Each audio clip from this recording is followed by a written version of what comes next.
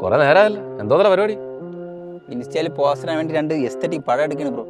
എന്താണ് നമുക്ക് 2 പടം എടുത്താൽ ഇതൊന്നും നിങ്ങൾക്ക് സെറ്റ് ആവില്ല ബ്രോ, നിങ്ങൾ വിട്ടുപിടി. കൊച്ചിറക്ക നമ്മൾ ഈ സീൻ കൊറേ വിട്ടതാണ്, അതുകൊണ്ട് നമ്മക്കിട്ട് ഉണ്ടാക്കല്ലേ കേട്ടാ. നീയൊക്കെ ക്യാമറ കണ്ടിട്ടുണ്ടാടാ?